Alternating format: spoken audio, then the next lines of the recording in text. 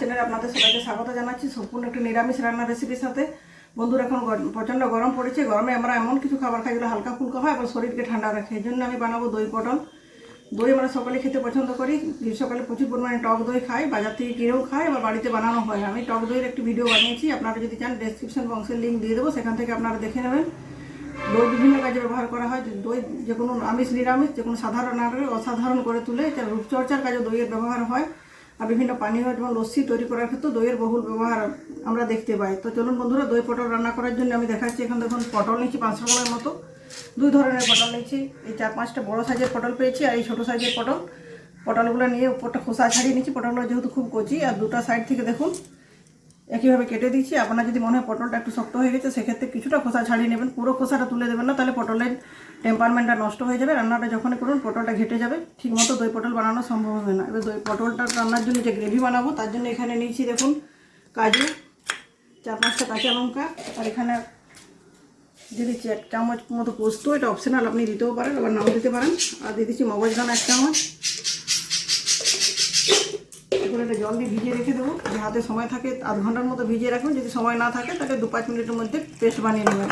আর যে মশলা করবো, মশলার জন্য নিয়েছি এখন গোটা জিরে 1 চামচ, দুটো শুকনো লঙ্কা কালারের জন্য, আর গোটা ধনে ভেজে নিয়েছি। গোটা মশলায় স্বাদটা খুব ভালো হয়। আর যেহেতু দই পটল, অবশ্যই দইটা লাগবে। দইটা পরিমাণ বুঝে নিয়ে নেবো। আর এখানে নিয়েছি 5-6টা কাঁচা লঙ্কা। তো চলুন পটলটা প্রথমে লবণ আর হলুদ মাখিয়ে নেবো।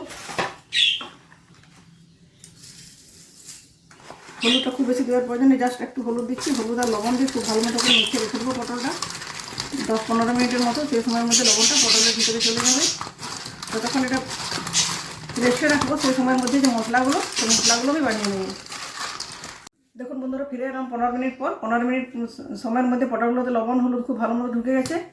আর এখানে যে গ্রেভির জন্য যে মশলাটা, কাজু, মগজদানা, পোস্ত, কাঁচা লঙ্কা দিয়ে পেস্ট, সেটাও বানানো হয়ে গেছে। আর জিরে ধনে শুকনো লঙ্কাটা বেটে নিয়েছি। তো চলুন পটলগুলো ভাজা শুরু করি। পটলগুলো ভাজার জন্য গ্যাসের ওভেনে বসিয়ে দিচ্ছি কড়াইতে দিয়েছি পরিমাণ মতো সর্ষের তেল। সর্ষের তেলটা খুব ভালো মতো গরম হয়ে গেছে। দেখুন ধোঁয়া উঠছে। ধোঁয়া ওঠা গরম সর্ষের তেলে পটলগুলো দিয়ে 5-6 মিনিট ধরে খুব ভালো মতো করে ভেজে নেব। দেখুন বন্ধুরা, 5-7 মিনিট ধরে ঢাকা চাপা দিয়ে পটলটা খুব ভালো মতো করে ভেজে নিচ্ছি। পটলটা এখন অবশ্যই পুরোপুরি সিদ্ধ হয়নি, 50% সিদ্ধ হয়েছে। বাকিটা রান্নার সময় হয়ে যাবে। এবার তেল থেকে তুলে নিচ্ছি। এখন পটলটা ভাজার পরে কীরকম গোটা গোটা গেছে, তো যদি পুরো শসাটা আপনি বটিতে ছেলে দিতেন তাহলে পটলটা একদম ঘেটে যেত। ওই তেলে দিয়ে দেবো গোটা গরম মশলা, লবঙ্গ, এলাচ আর দারুচিনি।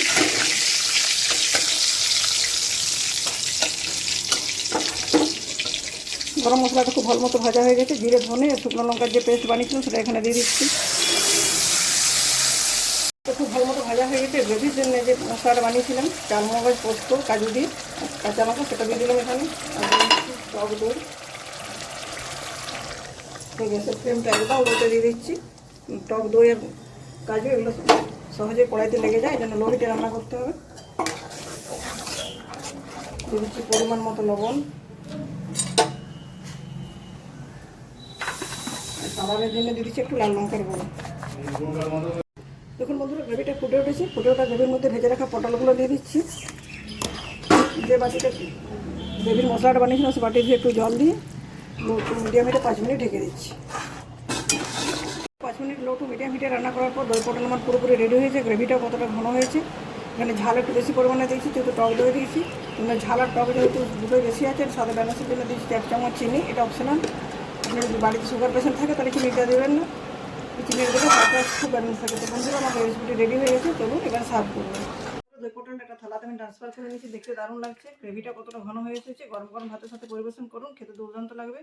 আশা করি আমার আজকের ভিডিওটি আপনাদের খুব কাজে লাগবে এবং ভালো লাগবে। ভিডিওটি যদি ভালো লাগে লাইক এবং প্রচুর প্রচুর শেয়ার করবেন। চ্যানেলটি যদি এখনো সাবস্ক্রাইব করে না থাকেন, অবশ্যই চ্যানেলটি সাবস্ক্রাইব করে পাশে থাকা বেল বাটন অন করে দেবেন নতুন নতুন ভিডিওর আপডেট পাওয়ার জন্য। আজকের মধ্যে পর্যন্ত, পরের দিন ফিরে আসছি নতুন কোনো রেসিপির সাথে। ধন্যবাদ।